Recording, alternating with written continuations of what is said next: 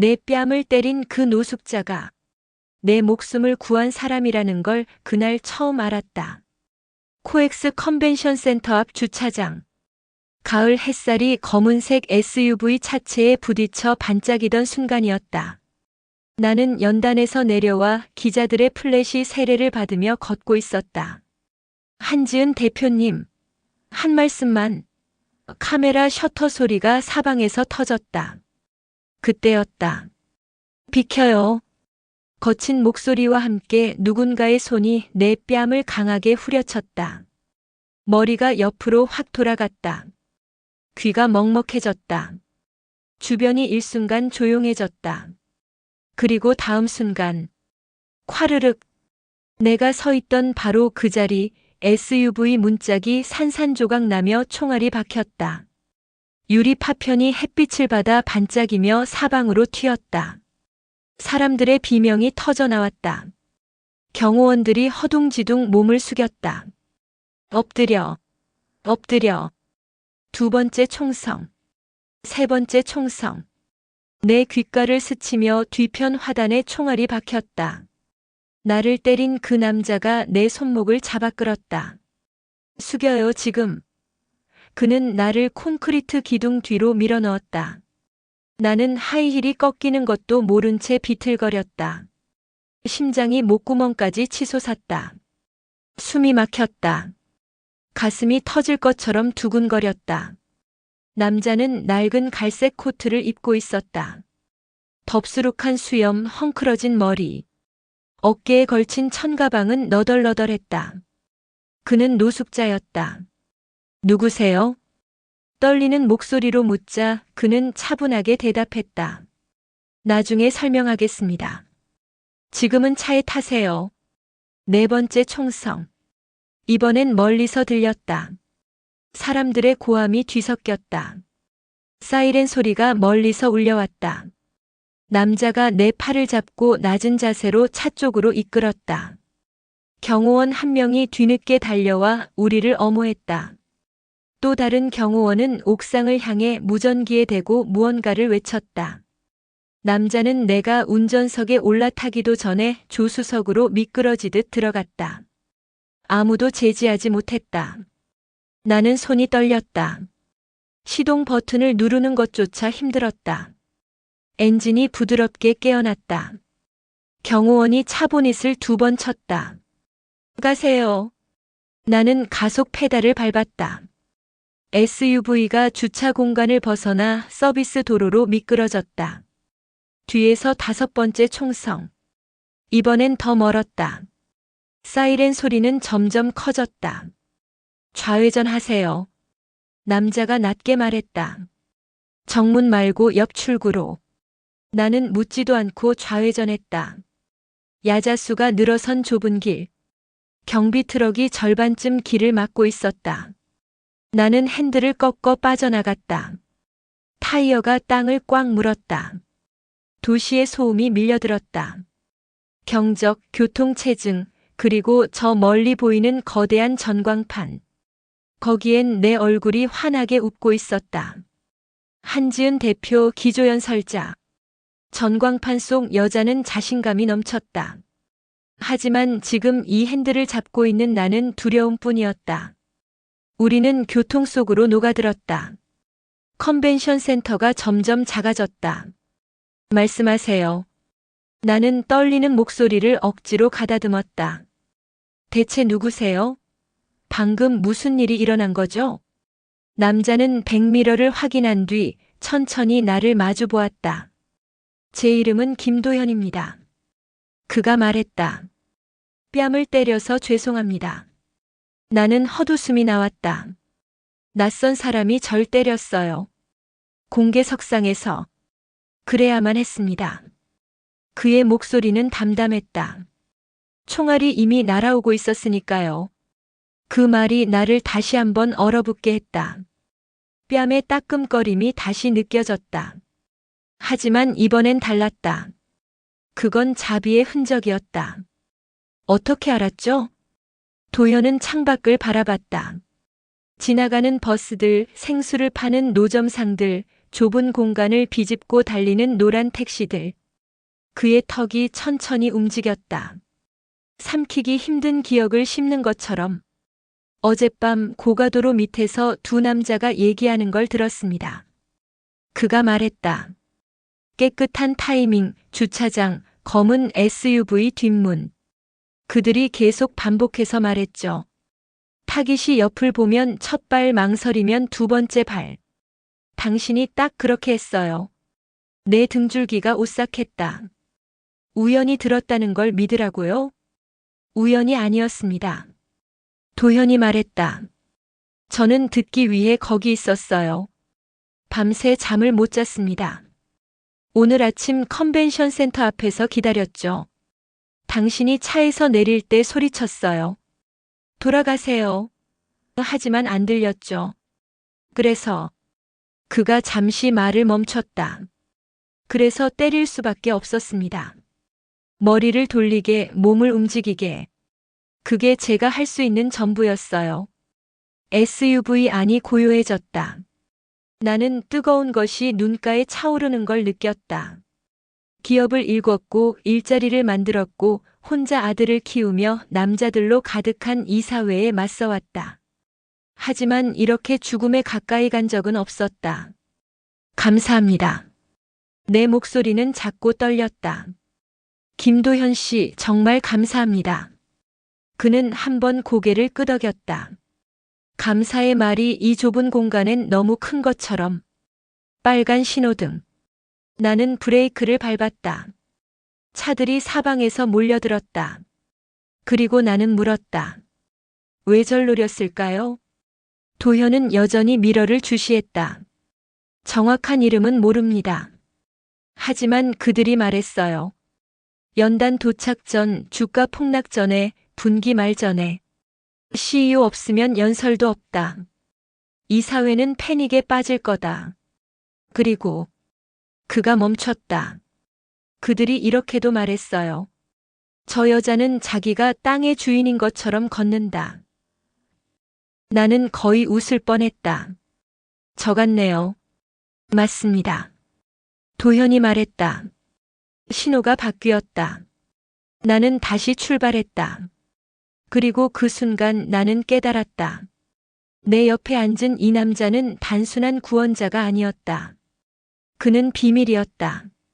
그리고 비밀은 언제나 모든 것을 뒤흔드는 진실과 함께 온다. 차 안의 공기가 무겁게 가라앉았다.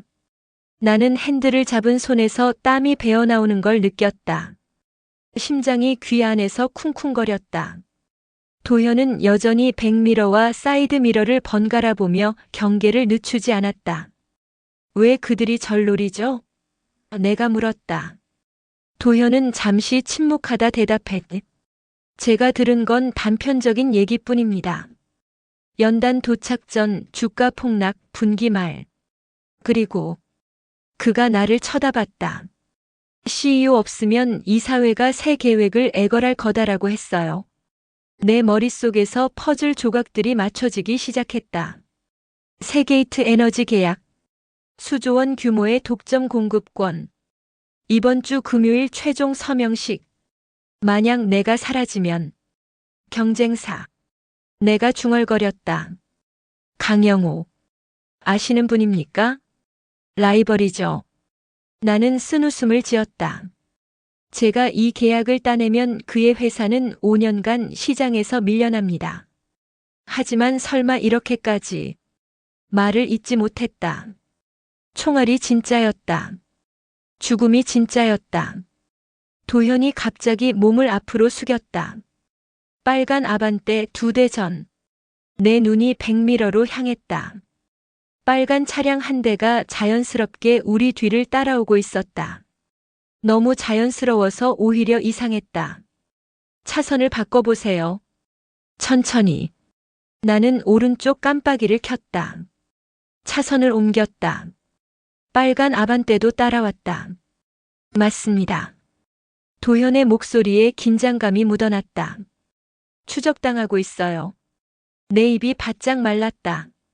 어떻게 해요? 침착하세요. 그들은 지금 당장 움직이지 않을 겁니다. 사람이 많으니까. 하지만 한적한 곳으로 유도하려 할 거예요. 전화벨이 울렸다. 보안팀장 최민석이었다. 나는 스피커폰을 켰다. 대표님 무사하십니까? 최민석의 목소리는 급했다. 네, 최 팀장. 지금 강남대로 타고 있어요. 어디로 가십니까? 집으로 가시면 안 됩니다. 위험해요. 옆에서 도현이 나를 쳐다봤다. 그의 눈빛이 뭔가를 경고하고 있었다. 경찰에 신고했습니까? 내가 물었다. 이미 했습니다. 용의자 한 명을 체포했는데 최민석이 말을 흐렸다. 현장에서 독극물을 삼켰습니다. 사망했어요. 온몸이 차갑게 식었다. 입을 막았다는 뜻이었다. 대표님, 지금 누구랑 같이 계십니까? 최민석이 물었다. 도현이 재빨리 손가락을 입술에 갖다 댔다. 말하지 말라는 신호였다. 혼자요. 운전기사가 사라져서 제가 직접 운전하고 있어요. 알겠습니다. 위치 추적 켜두십시오. 저희가 찾아가겠습니다. 전화가 끊겼다. 나는 도현을 돌아봤다. 왜 말리셨어요? 신뢰할 수 없으니까요. 그의 대답은 단호했다. 총격이 있던 주차장은 당신 회사 보안팀이 통제하던 곳입니다. 그런데 저격수가 들어왔어요. 어떻게 가능했을까요? 내 숨이 멎었다. 내부자. 내가 속삭였다. 가능성이 큽니다. 머릿속이 복잡해졌다. 최민석은 7년 동안 나와 함께 일했다. 믿을 수 있는 사람이라고 생각했다. 하지만 만약 전화가 또 울렸다. 이번엔 모르는 번호였다. 나는 망설이다 받았다. 여보세요? 운이 좋았군, 한지은. 음성 변조된 목소리였다. 차갑고 기계적이었다. 다음번엔 당신의 돈으로도 못 막을 거야. 세게이트에서 손 떼.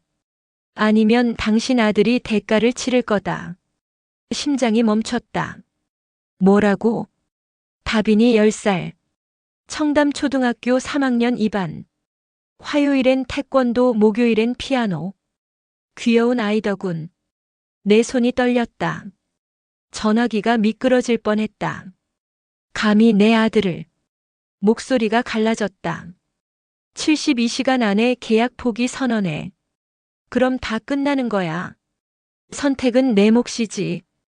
뚝. 전화가 끊겼다. 나는 그대로 얼어붙었다. 손이 떨렸다. 눈앞이 흐려졌다. 온몸의 피가 거꾸로 흐르는 것 같았다. 도현이 내 어깨를 잡았다. 한 대표님, 제 아들을. 나는 제대로 말을 잇지 못했다. 다빈이를 위협했어요. 차를 세우세요. 제가 운전할게요. 나는 길가에 차를 세웠다. 손이 너무 떨려서 시동을 끌 수조차 없었다. 도현이 재빨리 내려서 운전석으로 왔다. 나는 조수석으로 옮겨 앉았다. 도현이 핸들을 잡았다. 아드님은 지금 어디 계십니까? 집에. 유모님과 함께. 나는 다급히 전화를 걸었다. 여보세요? 유모 박 선생의 목소리가 들렸다. 다빈이 괜찮아요? 네, 대표님. 지금 거실에서 레고하고 있어요. 무슨 일이세요? 안도의 한숨이 터져 나왔다. 아무것도 아니에요. 절대 밖에 나가지 마세요. 현관문 잠그고 보안 시스템 전부 켜두세요. 알겠습니다, 대표님. 전화를 끊자마자 눈물이 쏟아졌다. 나는 손으로 얼굴을 감쌌다. 도현은 아무 말 없이 운전했다. 그는 내가 울음을 멈출 때까지 기다렸다. 한참 뒤 나는 간신히 목소리를 냈다. 제가 뭘 해야 할까요? 도현이 잠시 생각하다 말했다. 먼저 경찰에 가야 합니다. 제대로 된 보호를 받아야 해요. 그리고 그가 나를 쳐다봤다. 절대 혼자 있으면 안 됩니다. 누구도 믿지 마세요. 지금은 나는 고개를 끄덕였다. 그때 도현이 다시 미러를 봤다. 그의 얼굴이 굳었다. 빨간 아반떼가 여전히 따라옵니다. 그리고 그가 숨을 들이켰다. 오토바이 2대가 합류했어요. 내 심장이 다시 미친 듯이 뛰기 시작했다. 이번엔 진짜네요. 도현이 조용히 말했다. 준비하세요, 한 대표님. 그는 가속 페달을 밟았다. 서울의 거리가 빠르게 스쳐 지나갔다. 그리고 뒤에서 검은 헬멧을 쓴 오토바이 2대가 무섭게 쫓아왔다. 사냥이 다시 시작된 것이다. 도현의 발이 가속 페달을 깊이 밟았다. SUV가 차선을 바꾸며 속도를 올렸다. 뒤에서 오토바이 2대가 마치 그림자처럼 따라붙었다. 검은 헬멧, 검은 재킷. 얼굴이 보이지 않았다. 안전벨트 확인하세요. 도현의 목소리는 여전히 차분했다. 나는 벨트를 다시 한번 당겼다. 손이 떨렸다. 창밖으로 강남의 빌딩들이 빠르게 스쳐 지나갔다. 사람들은 평범하게 길을 걷고 있었다. 카페에서 커피를 마시고 횡단보도를 건넜다. 그들은 몰랐다. 지금 이 검은 SUV 안에서 누군가가 죽음을 피해 도망치고 있다는 것을. 좌회전합니다. 도현이 말했다. 차가 급하게 꺾였다. 타이어가 끼익 소리를 냈다. 나는 손잡이를 붙잡았다.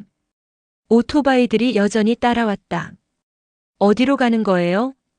내가 물었다. 경찰서까지 가기엔 너무 멉니다. 일단 사람 많은 곳으로. 도현은 명동 방향으로 핸들을 꺾었다. 차들이 빽빽하게 들어찬 거리. 관광객들로 북적이는 인도. 왼쪽 오토바이가 우리 차 옆으로 바짝 다가왔다. 라이더의 손이 재킷 안으로 들어갔다. 엎드리세요. 도현이 소리쳤다. 나는 반사적으로 몸을 숙였다. 그 순간 무언가 단단한 것이 조수석 창문을 쳤다. 창문이 거미줄처럼 금이 갔다. 총은 아니었다. 쇠막대기 같은 것이었다. 도현이 급하게 차선을 바꿨다. SUV가 택시와 스치듯 지나갔다. 택시 기사가 경적을 울렸다. 오른쪽 오토바이가 반대편에서 접근했다. 이번엔 더 빨랐다. 버티세요. 도현이 갑자기 브레이크를 밟았다. SUV가 미끄러지듯 속도를 줄였다. 오토바이가 우리를 지나쳐 앞으로 튀어나갔다. 균형을 잃은 라이더가 비틀거렸다. 도현은 그 틈을 놓치지 않고 다시 가속했다. 오토바이를 뒤로 따돌렸다. 잘하시네요. 나는 숨을 몰아쉬며 말했다. 군대에서 배웠습니다. 도현이 짧게 답했다. 운전병이었어요. 우리는 명동 입구 쪽으로 들어섰다. 사람들이 길을 가득 메우고 있었다. 도현이 속도를 늦췄다. 여기선 못 따라올 겁니다. 너무 눈에 띄니까. 실제로 오토바이들이 멀찌감치 멈춰 섰다. 그들은 우리를 지켜보다가 천천히 방향을 틀었다. 사라졌다. 나는 긴 한숨을 내쉬었다. 등이 땀으로 흠뻑 젖어 있었다. 도현이 좁은 골목길로 차를 몰았다. 조용한 주택가였다. 그는 빈 주차 공간에 차를 세웠다. 엔진이 꺼졌다. 갑자기 주변이 조용해졌다. 나는 창밖을 바라봤다. 평범한 골목. 화분이 놓인 작은 집들. 빨래가 널린 베란다. 평화로웠다. 도현이 나를 돌아봤다. 괜찮으세요? 나는 대답 대신 손으로 얼굴을 감쌌다. 눈물이 또 나올 것 같았다. 하지만 참았다. 괜찮아요. 내가 거짓말을 했다. 도현은 아무 말 없이 기다려줬다. 한참 뒤 나는 손을 내리고 그를 똑바로 봤다. 왜 절 도와주시는 거예요? 내 목소리가 떨렸다. 김도현 씨, 당신은 저를 모르잖아요. 노숙자 신분으로.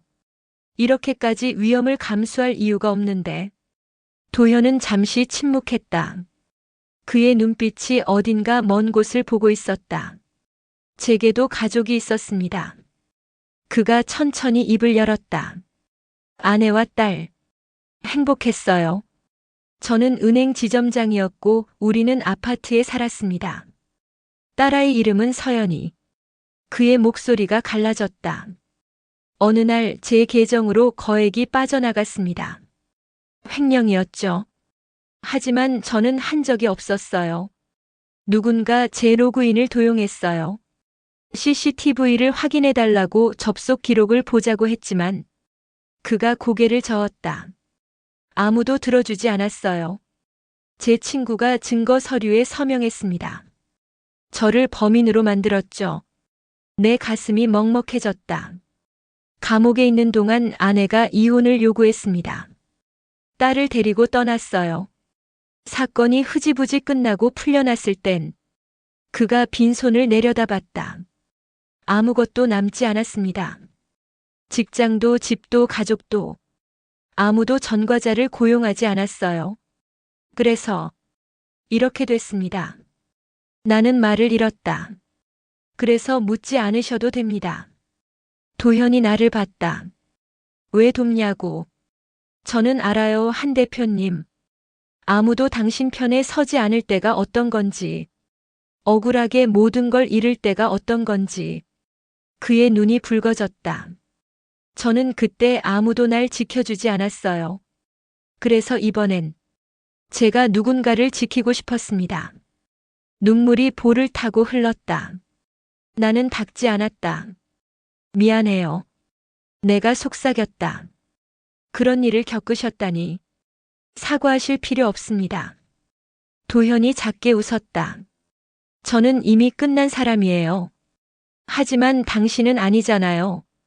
당신에겐 아들이 있고 지켜야 할 회사가 있고 수많은 사람들이 당신을 필요로 해요.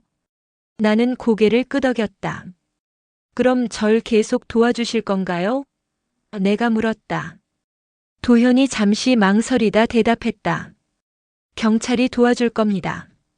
저는 그냥 여기까지만. 아니요. 내 대답이 단호하게 나왔다. 김도현 씨, 당신은 2번이나 제 목숨을 구했어요. 경찰보다 제 보안팀보다 당신을 더 믿어요. 나는 그의 손을 잡았다. 제발 끝까지 함께 해주세요. 도현이 내 손을 내려다봤다. 그의 손은 거칠고 주름졌지만 따뜻했다. 알겠습니다. 그가 천천히 고개를 끄덕였다. 끝까지 함께 하겠습니다. 그 순간 내 휴대폰이 울렸다. 발신자는 최민석이었다. 나는 도현을 쳐다봤다. 그가 고개를 끄덕였다. 받으라는 뜻이었다. 스피커폰을 켰다. 대표님, 위치를 알려주십시오.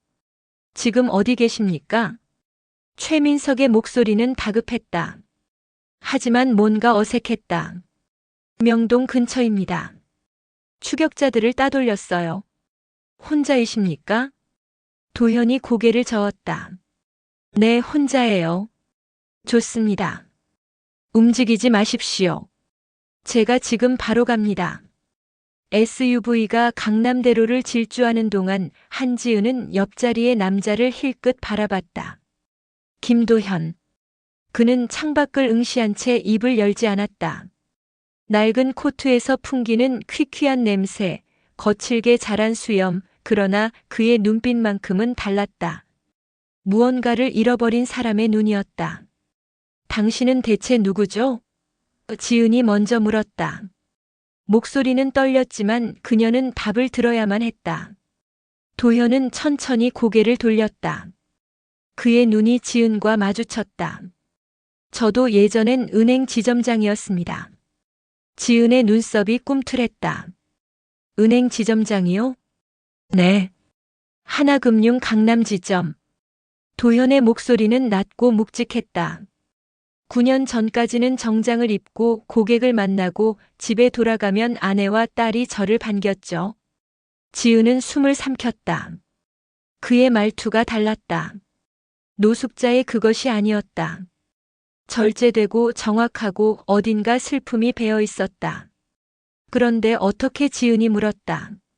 조작된 사건이었습니다. 도현의 목소리가 갈라졌다. 내부 비자금 유용. 저는 아무것도 모르는 채 서류에 사인만 했을 뿐인데 누군가 그걸 증거로 만들었죠. 검찰 조사, 언론 보도, 그리고 모든 게 무너졌습니다. 차 안에 침묵이 흘렀다. 지은은 그의 옆모습을 바라봤다. 턱선은 여전히 단단했고 어깨는 곧았다. 하지만 그의 손은 미세하게 떨리고 있었다. 가족도 떠났습니까? 지은이 조심스럽게 물었다. 도현은 고개를 끄덕였다. 아내는 이혼을 요구했고 딸은 저를 아빠라고 부르지 않게 됐죠. 그 애가 학교에서 놀림받는 걸 견딜 수 없었나 봅니다. 지은의 가슴이 먹먹해졌다. 그녀 역시 싱글맘으로 살아오며 세상의 시선을 견뎌냈다. 하지만 적어도 그녀에겐 다빈이 있었다. 이 남자는 모든 걸 잃었다. 그래서 거리로 나온 겁니까? 지은이 물었다. 선택의 여지가 없었습니다. 도현이 쓴웃음을 지었다. 명예도 돈도 집도 없었으니까요. 하지만 거리에서 배운 게 있습니다. 사람을 보는 눈이죠. 사람을 보는 눈, 위험을 감지하는 법, 누가 진짜 적인지 아는 법. 도현이 지은을 똑바로 바라봤다. 오늘 컨벤션 센터에서 저는 당신 주변 사람들의 움직임이 이상하다는 걸 알아챘습니다.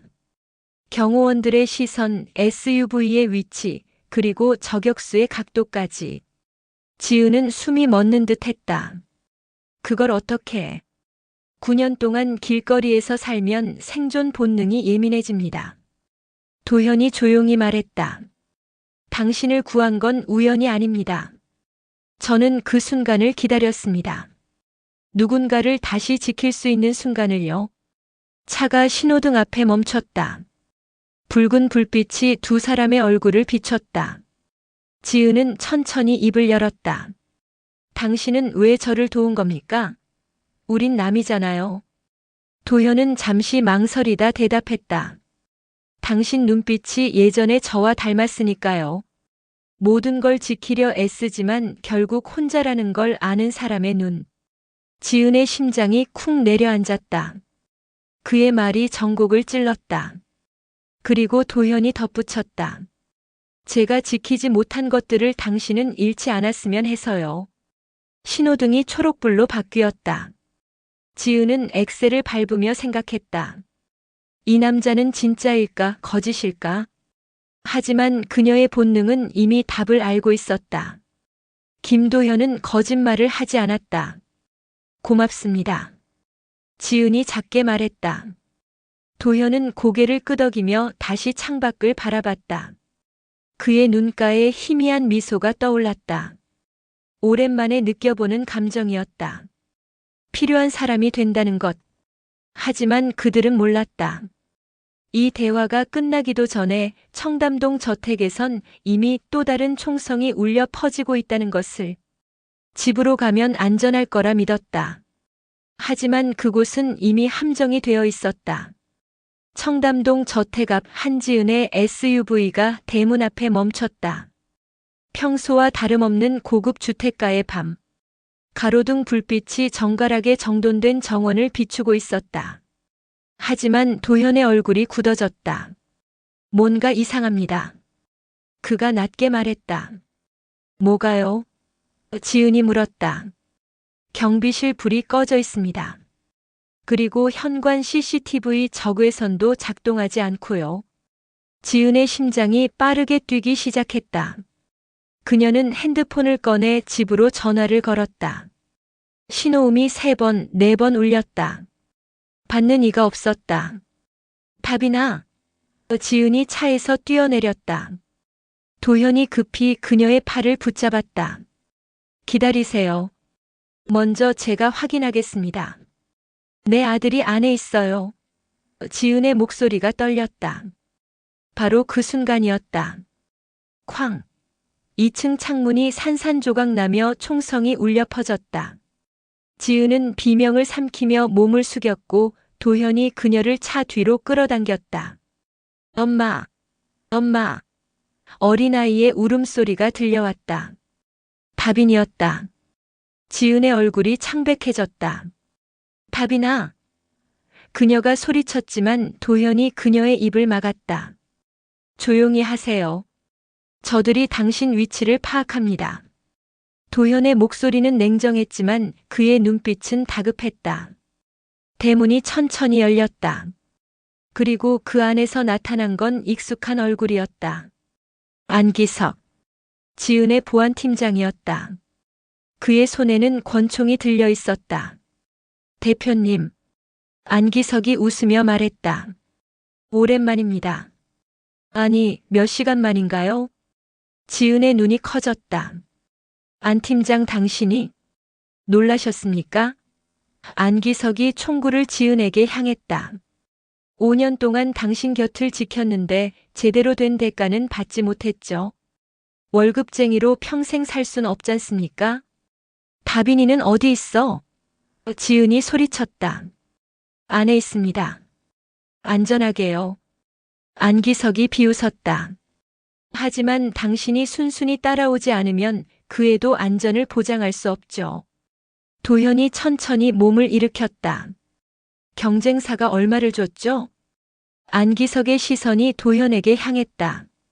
오 노숙자 영웅님. 50억입니다. 한지은 대표만 제거하면 받는 돈이죠. 당신도 끼실래요? 거절하겠습니다. 도현이 차갑게 답했다. 그럼 여기서 같이 죽으시죠. 안기석이 방아쇠에 손가락을 걸었다. 순간 지은이 차 문을 열며 소리쳤다. 내가 갈게. 다빈만 보내줘. 안기석이 픽 웃었다. 엄마의 사랑은 위대하군요. 좋습니다. 들어오세요. 하지만 그 노숙자는 여기 남습니다. 지은은 도현을 바라봤다. 그의 눈빛이 단단했다. 그는 고개를 저었다. 나가지 마세요라는 무언의 신호였다. 하지만 지은은 결심했다. 그녀는 천천히 걸어나갔다. 안기석이 그녀의 손목을 잡아 끌었다. 바로 그때 집안에서 또 다른 인물이 나타났다. 어린 다빈을 부축한 괴한이었다. 다빈의 입에는 테이프가 붙어 있었고 눈은 눈물로 범벅이 되어 있었다. 엄마 다빈이 흐느꼈다. 지은의 눈에서 눈물이 흘러내렸다. 괜찮아, 다빈아. 엄마가 여기 있어. 안기석이 총을 지은의 머리에 겨눴다. 이제 끝입니다, 대표님. 세게이트 에너지는 우리 손에 넘어갑니다. 하지만 그 순간 도현이 차 트렁크를 열며 외쳤다. 경찰. 지금 당장 총을 내려놓으시오.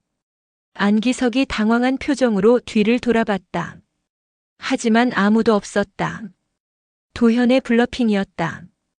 그 짧은 틈을 노려 도현은 돌멩이를 집어 안기석의 손목을 향해 던졌다. 탕! 권총이 바닥에 떨어졌다. 지금입니다. 뛰세요. 도현이 소리쳤다. 지은은 본능적으로 다빈에게 달려갔다. 괴한이 그녀를 막으려 했지만 도현이 몸을 날려 그를 제압했다. 지은은 다빈의 테이프를 뜯어내며 속삭였다. 엄마가 지켜줄게. 안기석이 총을 주우려 했지만 도현이 그의 다리를 걸어 넘어뜨렸다. 여기선 죽습니다. 지금 차로 뛰세요. 도현이 외쳤다. 지은은 다빈의 손을 꽉 잡고 차로 달려갔다. 시동을 걸었다. 엔진이 굉음을 냈다. 도현이 뒤쫓아오며 뒷좌석에 몸을 던졌다. 출발하세요. 지은이 엑셀을 밟았다. 차가 급발진하며 대문을 박차고 나갔다. 뒤에서 총성이 2번 더 울렸지만 그들은 이미 멀어지고 있었다. 다빈이 울부짖었다. 엄마 무서워. 지은은 백미러로 아들을 바라보며 눈물을 흘렸다.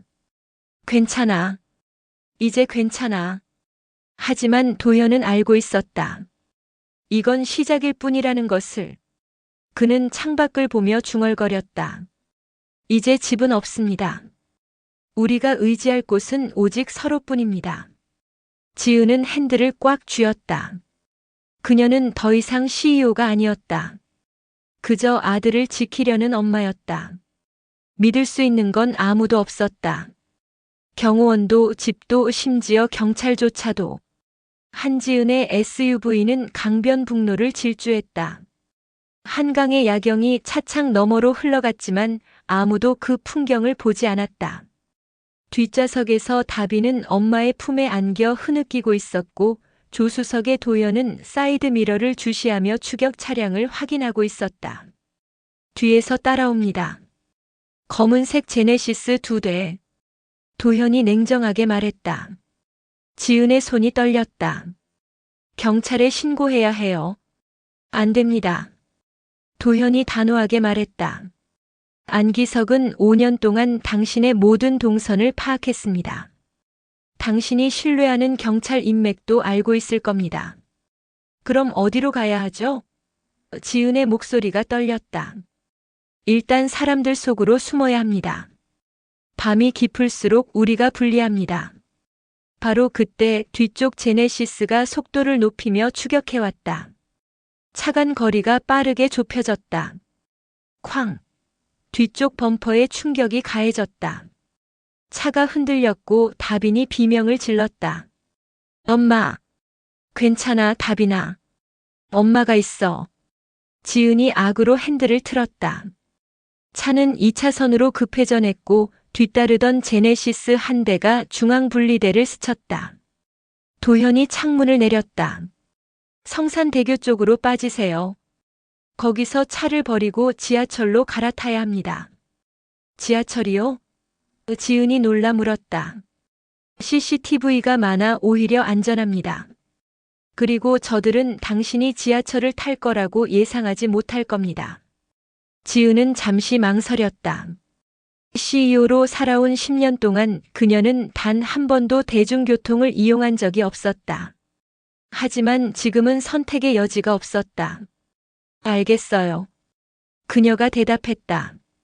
차는 성산대교 램프로 진입했고 도현의 지시에 따라 합정역 근처 이면도로로 빠져나갔다. 지은은 좁은 골목에 차를 세웠다. 엔진을 끄는 순간 세 사람은 숨을 고르며 서로를 바라봤다. 지금부터 10분 안에 지하철역까지 가야 합니다. 도현이 시계를 확인하며 말했다. 그들이 이 차를 추적하는데 그 정도 시간이 걸릴 겁니다. 지은은 다빈의 손을 잡고 차에서 내렸다. 다빈은 여전히 떨고 있었다. 엄마, 우리 어디 가는 거야? 조금만 참아, 다빈아. 곧 안전한 곳에 갈 거야. 지은이 아들의 머리를 쓰다듬었다. 도현이 앞장섰다. 그의 낡은 코트는 어둠 속에서 오히려 자연스러웠다. 세 사람은 골목을 빠져나와 합정역 5번 출구로 향했다. 하지만 계단을 내려가려는 순간 도현이 지은의 팔을 붙잡았다. 저기. 그가 고개로 가리켰다. 역 입구에 검은 정장을 입은 남자 둘이 서 있었다. 그들은 지나가는 사람들을 하나하나 훑어보고 있었다. 안기석의 부하들입니다. 도현이 속삭였다. 지은의 얼굴이 새하얗게 질렸다. 그럼 어떻게 해요? 도현은 잠시 생각하다가 자신의 코트를 벗어 지은에게 건넸다. 이걸 입으세요. 그리고 다빈이는 제가 업겠습니다. 뭐라고요? 지금 당신은 너무 눈에 띕니다. 명품 코트에 하이힐, 완벽한 헤어스타일. 저들은 그런 여자를 찾고 있습니다. 도현이 설명했다. 지은은 망설였지만 곧 코트를 받아들었다. 냄새가 좋지 않았지만 지금은 그런 걸 따질 때가 아니었다.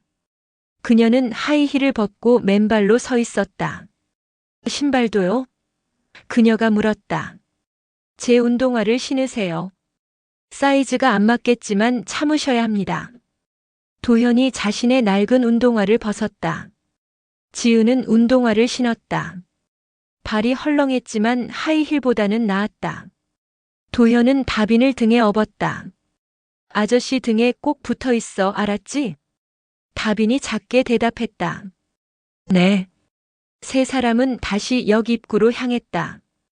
도현이 선두에 섰고 지은은 고개를 숙인 채 그의 뒤를 따랐다.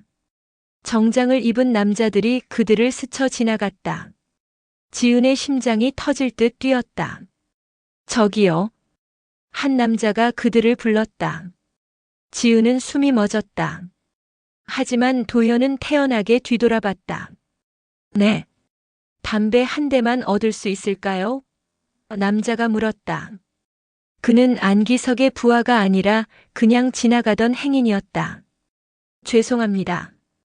저는 담배를 안 피웁니다. 도현이 정중하게 답하고 다시 걸었다. 지은은 안도의 한숨을 쉬었다. 그들은 무사히 개찰구를 통과했고 2호선 플랫폼으로 내려갔다. 전동차가 곧 들어온다는 안내방송이 울려 퍼졌다. 어디로 가야 하죠? 지은이 물었다. 일단 신촌으로 갑니다. 거기서 다시 환승해 강북으로 넘어가죠.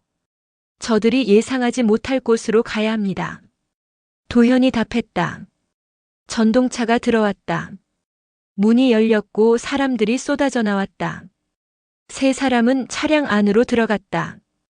지은은 다빈을 무릎에 앉히고 도현은 그들 곁에 섰다. 전동차가 출발했다. 터널의 어둠이 창문을 덮었다. 다빈이 작게 물었다. 엄마, 우리 집에 언제 돌아가? 지은은 아들의 눈을 바라보며 거짓말을 했다. 곧이야, 다빈아. 곧 집에 갈 거야. 하지만 도현은 알고 있었다. 그들에게 집은 더 이상 없다는 것을. 이제 그들이 의지할 수 있는 건 오직 서로뿐이었다. 전동차는 어둠 속을 달렸다. 그리고 지은은 처음으로 깨달았다. 자신이 지금까지 믿어왔던 모든 것, 돈, 권력, 안전이 얼마나 허약한 것인지를. 그녀는 옆에 선 도현을 올려다봤다. 노숙자, 은행 지점장, 그리고 지금은 그녀의 유일한 보호자. 그녀는 작게 속삭였다. 고마워요. 도현은 고개를 끄덕였다. 말은 하지 않았지만 그의 눈빛이 말했다. 제가 지켜드리겠습니다. 도망만으로는 끝나지 않는다. 이제는 우리가 먼저 움직여야 할 때다. 신촌역에서 경의중앙선으로 환승한 세 사람은 결국 성북동의 한 낡은 여관에 몸을 숨겼다. 2층 구석방 벽지는 누렇게 바랬고 형광등은 깜빡거렸다. 하지만 지은에게 이곳은 그 어떤 특급 호텔보다 안전하게 느껴졌다. 다빈은 침대에 누워 깊은 잠에 빠졌다. 지은은 아들의 이마를 쓰다듬으며 눈물을 삼켰다. 도현은 창가에 서서 밤거리를 내려다보고 있었다. 언제까지 이렇게 숨어 살아야 하죠? 지은이 조용히 물었다. 도현이 천천히 고개를 돌렸다. 숨는 것만으로는 해결되지 않습니다. 그럼요? 지은의 목소리에 절박함이 배어 있었다. 그들을 끝장내야 합니다. 도현의 눈빛이 차갑게 빛났다. 안기석과 그 배후를. 뿌리를 뽑지 않으면 당신과 다빈이는 평생 쫓기며 살아야 합니다. 지은은 숨을 들이켰다. 하지만 어떡해요? 우린 경찰도 믿을 수 없고 돈도 권력도 쓸 수 없잖아요. 도현이 침대 옆 의자에 앉았다. 그래서 함정이 필요합니다. 저들을 우리가 원하는 곳으로 유인해서 한 번에 끝내는 겁니다. 함정이요? 지은이 눈을 크게 떴다. 네. 하지만 이걸 위해선 경찰이 필요합니다. 믿을 수 있는 경찰이요. 도현이 설명했다. 지은은 고개를 저었다. 안기석이 제 인맥을 다 알고 있다고 했잖아요. 그래서 제 쪽 사람을 쓰겠습니다. 도현이 말했다. 당신 쪽 사람이요? 노숙자가 경찰을 알아요? 도현이 쓴웃음을 지었다. 저를 파멸시킨 사건을 수사했던 형사가 있습니다. 강력계 김태준 경위. 그 사람은 제가 무고하다는 걸 알고 있었지만 증거가 없어서 저를 구하지 못했죠. 그 뒤로 계속 미안해하며 제게 연락을 취했습니다. 그 사람을 믿을 수 있나요? 지은이 조심스럽게 물었다. 제 목숨을 걸고 믿을 수 있는 유일한 사람입니다. 도현의 목소리는 단호했다. 지은은 잠시 망설이다 고개를 끄덕였다. 알겠어요. 그럼 계획이 뭐죠? 도현이 테이블에서 여관 메모지를 꺼내 펜으로 간단한 지도를 그리기 시작했다. 안기석은 당신이 죽었다는 확신이 필요합니다. 그래야 방심하죠. 우리는 당신의 위치를 의도적으로 흘립니다. 제 위치를요? 네. 하지만 진짜 위치가 아니라 우리가 정한 곳으로요.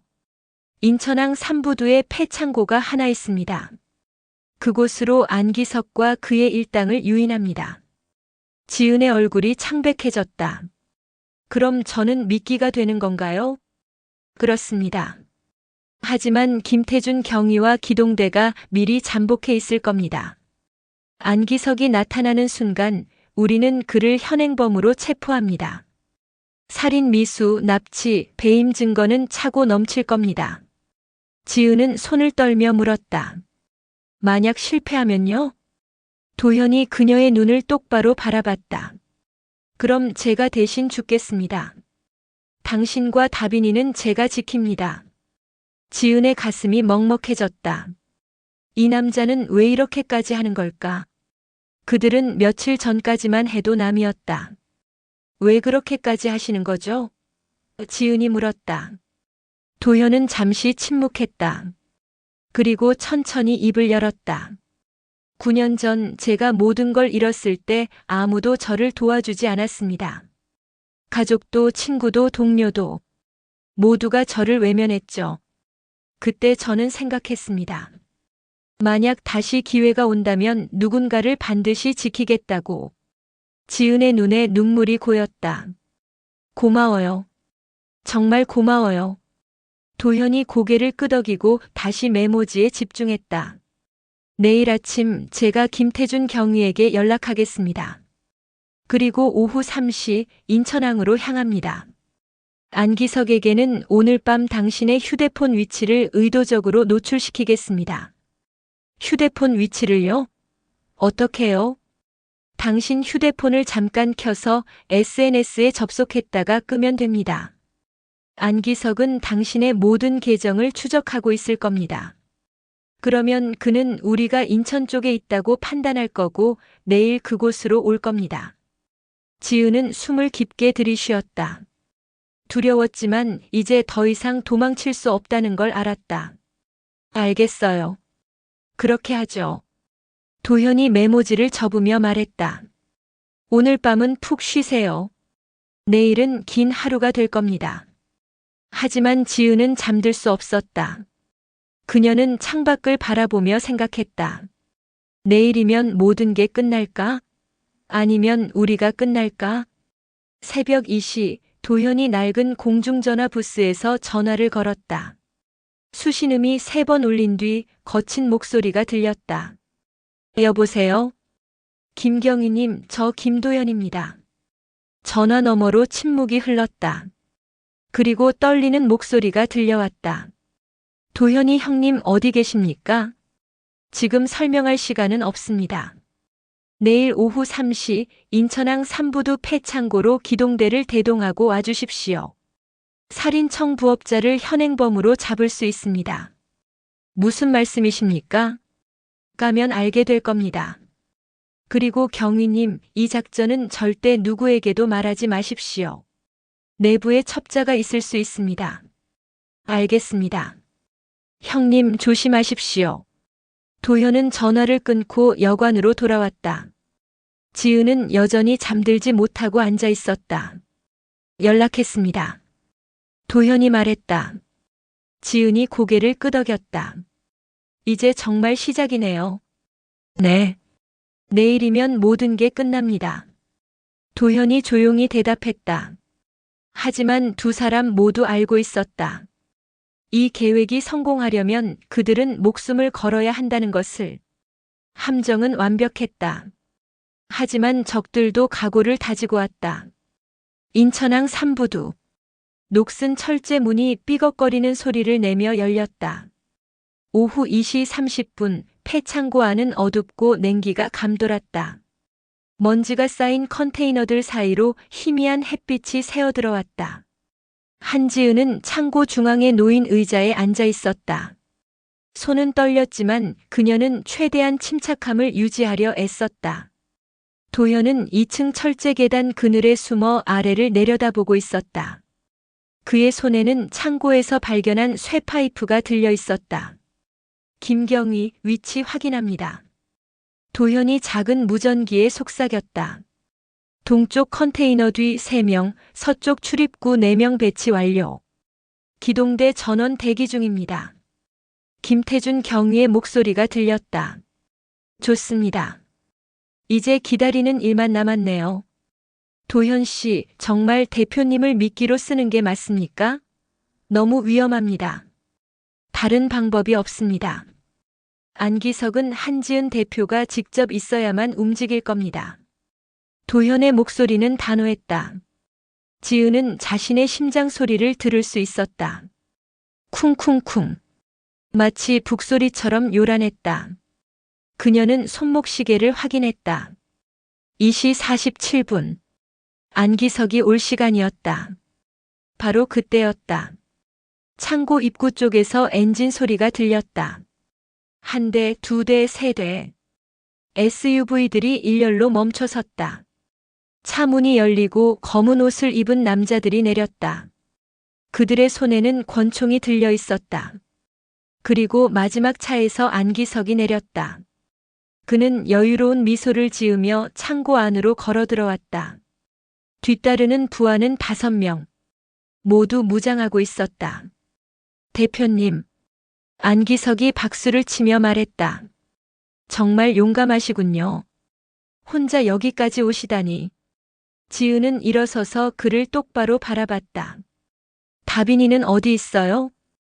걱정 마세요. 안전한 곳에 있습니다. 안기석이 비웃었다. 하지만 대표님이 순순히 협조하지 않으면 그의 안전도 보장할 수 없죠. 협조라니 무슨 말이에요? 지은이 물었다. 간단합니다. 세게이트 에너지 계약서에 서명하시면 됩니다. 그러면 대표님과 아드님 모두 살려드리죠. 지은이 냉소를 흘렸다. 거짓말. 당신은 어차피 우릴 죽일 거잖아요. 안기석의 표정이 굳었다. 똑똑하시네요. 그럼 할 수 없죠. 그가 손을 들어 부하들에게 신호를 보냈다. 끝내라. 부하 둘이 총을 겨누며 지은에게 다가왔다. 바로 그 순간 도현이 2층에서 외쳤다. 지금. 컨테이너 뒤에서 김태준 경위와 기동대원들이 튀어나왔다. 경찰이다. 총을 버려. 안기석의 얼굴이 일그러졌다. 함정이었군. 총성이 터졌다. 안기석의 부하 하나가 경찰을 향해 발포했고 기동대도 응사했다. 창고 안이 순식간에 전쟁터로 변했다. 지은은 비명을 지르며 컨테이너 뒤로 몸을 숨겼다. 도현이 계단을 뛰어내려왔다. 쇠파이프를 휘두르며 지은에게 다가오던 부하를 제압했다. 괜찮으세요? 네, 괜찮아요. 지은이 대답했다. 하지만 안기석은 이미 출구 쪽으로 도망치고 있었다. 김태준 경위가 소리쳤다. 안기석, 멈춰. 안기석이 뒤돌아보며 총을 쐈다. 탕! 총알이 경위의 어깨를 스쳤다. 경위가 비틀거렸지만 넘어지지 않았다. 도현이 안기석을 향해 달려들었다. 이 자식. 그는 쇠파이프를 던졌고 파이프가 안기석의 다리를 강타했다. 안기석이 비명을 지르며 바닥에 쓰러졌다. 도현이 그에게 달려가 목을 눌렀다. 끝이야, 안기석. 넌 끝이야. 안기석이 헐떡이며 말했다. 죽여봐. 어차피 내 뒤에 있는 놈들이 너희를 죽일 거야. 그럼 그때 가서 상대하지. 도현이 차갑게 말하며 그의 손을 뒤로 비틀었다. 김태준 경위가 수갑을 채우며 말했다. 안기석, 넌 살인 미수, 납치, 배임 혐의로 체포한다. 창고 안의 총성이 멈췄다. 안기석의 부하들은 모두 제압되거나 체포되었다. 경찰 사이렌 소리가 멀리서 들려왔다. 지은은 컨테이너 뒤에서 천천히 나왔다. 그녀의 다리는 후들거렸지만 마음은 이상하게 평온했다. 드디어 끝났다는 안도감이 밀려왔다. 도현이 그녀에게 다가왔다. 괜찮으십니까?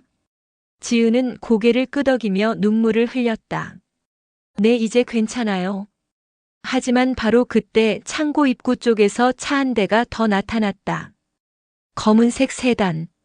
차에서 내린 건 정장을 입은 중년 남자였다. 그의 얼굴을 본 안기석이 창백해졌다. 회장님, 안기석이 떨리는 목소리로 말했다. 중년 남자는 천천히 걸어오며 안기석을 내려다봤다. 실패했구나, 안기석. 죄송합니다, 함정이었습니다. 중년 남자가 한숨을 쉬었다. 그리고 김태준 경위를 바라보며 말했다. 경위님, 저는 세게이트 에너지 대표 최인호입니다. 이 모든 일은 제 책임입니다. 체포해 주십시오. 창고 안이 정적에 휩싸였다. 최인호는 스스로 손목을 내밀었고 경위가 수갑을 채웠다. 지은은 그 모습을 보며 중얼거렸다. 드디어 끝났네요. 도현이 그녀의 어깨에 손을 얹었다. 네, 이제 정말 끝났습니다. 그리고 멀리서 구급차 소리가 들려왔다. 햇빛이 창고 안으로 쏟아져 들어왔고 먼지가 빛 속에서 반짝였다. 지은은 그 빛을 바라보며 생각했다. 이제 다빈이를 데리러 가야지. 이제 우리는 안전해. 세상은 그를 영웅이라 불렀다. 하지만 그는 여전히 자신을 잃어버린 사람이라 생각했다. 사흘 후 서울중앙지검 앞은 기자들로 북적였다. 플래시가 터지고 카메라가 돌아가고 마이크가 사방에서 들이밀어졌다. 한지은이 검찰청 계단을 내려오자 기자들이 일제히 몰려들었다. 대표님, 안기석과 최인호의 배후에 또 다른 인물이 있습니까? 세게이트 에너지 계약은 어떻게 됩니까? 노숙자 영웅 김도현 씨와는 어떤 관계입니까? 지은은 준비된 멘트를 읽었다. 이번 사건으로 많은 분들께 걱정을 끼쳐 죄송합니다. 김도현 씨가 아니었다면 저와 제 아들은 지금 이 자리에 없었을 것입니다. 그분께 깊은 감사를 드립니다. 김도현 씨는 지금 어디 계십니까? 한 기자가 물었다. 지은은 잠시 말을 멈췄다. 그녀도 궁금했다. 도현은 인천항 사건이 끝난 뒤 조용히 사라졌다. 경찰 조사를 마친 후 그는 잠깐 쉬고 싶다는 말만 남기고 떠났다. 그분은 개인적인 시간을 갖고 계십니다. 저희는 그분의 선택을 존중합니다. 지은이 답했다. 하지만 속으로는 걱정이 컸다.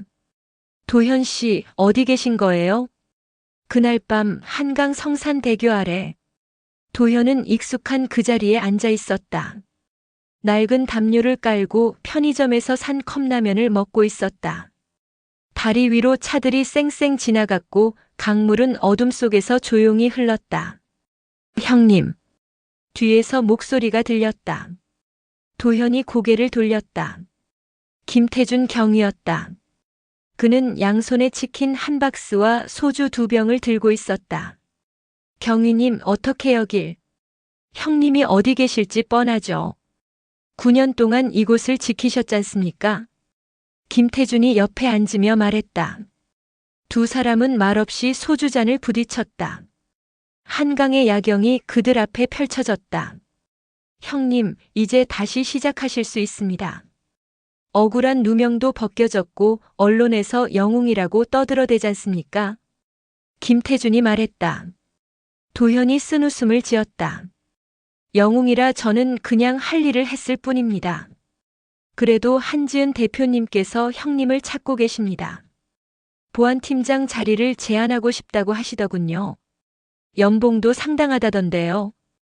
도현은 소주잔을 비우며 고개를 저었다. 저는 그런 자리에 어울리지 않습니다. 왜요? 형님은 충분한 자격이 있습니다. 자격의 문제가 아닙니다. 도현이 강물을 바라보며 말했다. 저는 아직 준비가 안 됐습니다. 9년 동안 잃어버린 것들을 찾으려면 더 많은 시간이 필요합니다. 김태주는 더 이상 말하지 않았다. 그는 도현의 마음을 이해했다. 9년의 시간은 쉽게 지워지지 않았다. 다음 날 아침 도현은 한강변을 걷고 있었다. 조깅하는 사람들, 자전거 타는 사람들, 평범한 아침 풍경이었다.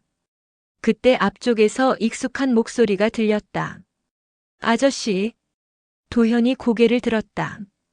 다빈이었다. 그 옆에는 한지은이 서 있었다. 지은은 평상복 차림이었고 화장기 없는 얼굴은 오히려 편안해 보였다. 다빈이 달려와 도현의 다리를 안았다. 아저씨, 어디 갔어요? 엄마랑 나 찾았는데. 도현이 당황하며 아이의 머리를 쓰다듬었다. 미안하구나, 다빈아. 아저씨가 좀 쉬고 싶었어. 지은이 천천히 다가왔다. 도현 씨, 왜 연락도 없이 사라지신 거예요? 죄송합니다. 저는 그냥 제자리로 돌아가고 싶었습니다. 제자리요? 여기가 당신 자리라고 생각하세요? 지은의 목소리에 서운함이 묻어났다. 도현은 대답하지 못했다. 지은이 한숨을 쉬며 말했다. 도현 씨, 저는 당신이 필요합니다. 아니, 우리가 필요합니다. 다빈이도 계속 당신을 찾았어요. 대표님, 저는 보안팀장 같은 건 할 수 없습니다. 저는 그냥 노숙자일 뿐입니다. 아니에요. 지은이 단호하게 말했다. 당신은 제 목숨을 구했고 제 아들을 지켰고 저에게 다시 믿을 수 있는 사람이 있다는 걸 알려줬어요. 그런 사람이 노숙자일 리 없어요. 도현의 눈가가 붉어졌다. 지은이 주머니에서 열쇠를 꺼내 그의 손에 쥐어줬다. 이건 강남 아파트 열쇠예요. 제 회사 근처입니다. 그리고 이건 명함이고요. 월요일까지 출근해 주세요. 보안팀장 자리가 기다리고 있습니다. 대표님. 도현 씨. 지은이 그의 눈을 똑바로 바라봤다. 더 이상 혼자가 아니에요. 우리가 당신의 가족입니다. 다빈이 도현의 손을 잡으며 말했다. 아저씨, 우리랑 같이 살아요. 엄마가 맛있는 거 많이 만들어준대요. 도현은 두 사람을 번갈아 바라봤다. 9년 만에 처음으로 그의 가슴이 따뜻해졌다. 눈물이 흘러내렸지만 그는 닦지 않았다. 감사합니다. 도현이 떨리는 목소리로 말했다. 정말 감사합니다. 지은이 미소 지었다. 감사는 나중에 하시고 일단 아침부터 드세요. 배고프시죠? 네, 사실 좀 그렇습니다. 그럼 가요. 다빈이가 좋아하는 팬케이크 집이 근처에 있어요. 같이 가요. 세 사람은 나란히 걸었다. 한강의 아침 햇살이 그들을 비췄다. 도현은 열쇠를 손에 쥐고 생각했다. 이게 새로운 시작인가? 내 인생의 두 번째 기회인가? 그리고 그는 알았다. 이번에는 절대 놓치지 않겠다고. 이 따뜻함을, 이 가족을. 언론은 그를 노숙자 영웅이라 불렀다. 하지만 한지은과 다빈에게 그는 영웅이 아니었다. 그는 가족이었다. 뺨 한 대로 시작된 이야기가 인생 전체를 바꿔놓았다. 3개월 후 서울 국제 컨벤션 센터. 똑같은 장소였지만 분위기는 완전히 달랐다. 무대 위에는 제2회 기업 안전 경영 세미나라는 현수막이 걸려 있었고 객석은 300명이 넘는 청중으로 가득 찼다. 한지은이 연단에 섰다. 그녀는 차분한 미소를 지으며 마이크를 잡았다. 이번엔 두렵지 않았다. 옆에 도현이 있었고 객석 맨 앞줄에는 다빈이 앉아 엄마를 응원하고 있었다. 안녕하십니까? 한지은입니다. 지은이 말을 시작했다. 3개월 전 저는 이 자리에서 죽을 뻔했습니다. 제가 믿었던 사람이 저를 배신했고 제가 쌓아온 모든 것이 한순간에 무너질 뻔했죠. 청중들이 숨을 죽이며 그녀의 말에 집중했다. 하지만 저를 구한 건 경호원도 경찰도 아니었습니다. 바로 한 명의 노숙자였습니다. 지은이 잠시 말을 멈추고 옆을 바라봤다. 김도현 씨, 이리 나와주시겠습니까? 도현이 무대 뒤에서 천천히 걸어 나왔다. 그는 이제 더 이상 낡은 코트를 입지 않았다. 깔끔한 정장 차림이었고 수염도 말끔히 정돈되어 있었다. 하지만 그의 눈빛만큼은 여전히 담담했다. 객석에서 박수가 터져 나왔다. 도현은 어색하게 손을 흔들며 지은 옆에 섰다. 김도현 씨는 과거 은행 지점장이었습니다. 하지만 억울한 누명을 쓰고 9년 동안 거리에서 살아야 했죠. 그런 그가 저를 구했고 제 아들을 지켰고 지금은 저희 회사의 보안 책임자로 일하고 계십니다. 지은이 도현을 바라보며 말을 이었다. 도현 씨가 가르쳐 준 게 있습니다. 진짜 안전은 시스템이 아니라 사람에게서 나온다는 것. 그리고 진정으로 지킬 가치가 있는 건 돈도 권력도 아닌 바로 사람이라는 것입니다. 다빈이 객석에서 손을 흔들며 소리쳤다. 도현 아저씨, 파이팅! 객석에서 웃음이 터졌다. 도현도 미소를 지으며 다빈에게 손을 흔들었다. 지은이 마이크를 도현에게 건넸다. 도현 씨, 한 말씀 해주시겠어요? 도현은 잠시 망설이다 마이크를 받았다. 저는 말을 잘하는 사람이 아닙니다. 그가 조심스럽게 입을 열었다. 하지만 한 가지는 분명히 말씀드릴 수 있습니다. 9년 동안 저는 모든 걸 잃었다고 생각했습니다. 하지만 한지은 대표님과 다빈이를 만나면서 깨달았습니다. 진짜로 잃은 건 제 자신에 대한 믿음이었다는 걸요. 청중들이 조용히 귀 기울였다. 거리에서 살면서 저는 보이지 않는 사람이 되었습니다. 사람들은 제 곁을 스쳐 지나갔고 아무도 제게 관심을 두지 않았죠. 하지만 한 대표님은 달랐습니다. 저를 사람으로 봐주셨고 다시 일어설 기회를 주셨습니다. 도현의 목소리가 떨렸다. 저와 같은 사람들이 거리에 많습니다. 한때는 누군가의 가장이었고 누군가의 동료였던 사람들이죠. 그들에게도 기회가 필요합니다. 두 번째 기회가요. 객석에서 박수가 터져 나왔다. 도현은 고개를 숙여 인사했다. 세미나가 끝난 후 세 사람은 컨벤션 센터 옥상 정원으로 올라갔다. 석양이 서울 시내를 붉게 물들이고 있었다. 다빈이 난간에 기대어 말했다. 엄마, 우리 이제 안전한 거지? 지은이 아들의 머리를 쓰다듬었다. 그럼 다빈아, 이제 우린 안전해. 도현 아저씨도 계속 우리랑 같이 있는 거지? 도현이 다빈 옆에 무릎을 꿇고 앉았다. 그럼 아저씨는 어디 안 가? 다빈이랑 엄마를 계속 지킬 거야. 다빈이 환하게 웃으며 도현을 껴안았다. 좋아. 도현 아저씨 최고.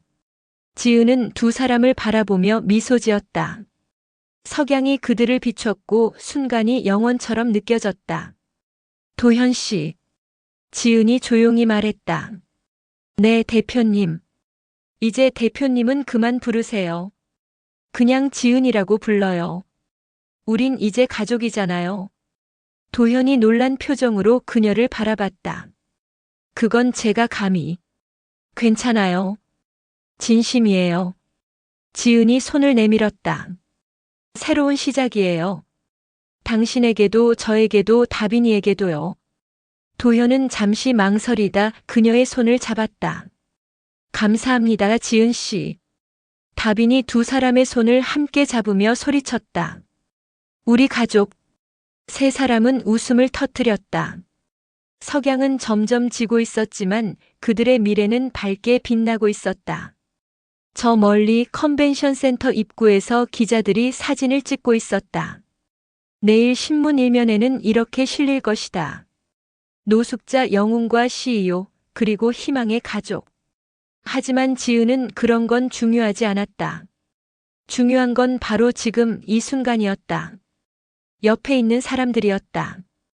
도현 씨, 아니 도현. 지은이 말했다. 그날 당신이 제 뺨을 때리지 않았다면 우린 지금 여기 없었을 거예요. 도현이 쓴웃음을 지었다. 네. 그 뺨 한 대가 모든 걸 바꿨죠. 후회하지 않아요? 전혀요. 그 순간이 제 삶의 전환점이었으니까요. 지은은 도현의 어깨에 손을 얹었다. 당신이 구한 건 제 목숨만이 아니에요. 제 인생 전체를 구했어요. 그리고 당신 인생도 다시 시작되게 했고요. 그건 지은 씨도 마찬가지입니다. 저에게 두 번째 기회를 주셨잖아요. 다빈이 끼어들었다. 그럼 우리 다 서로 구한 거네. 짱이다. 세 사람은 다시 웃었다.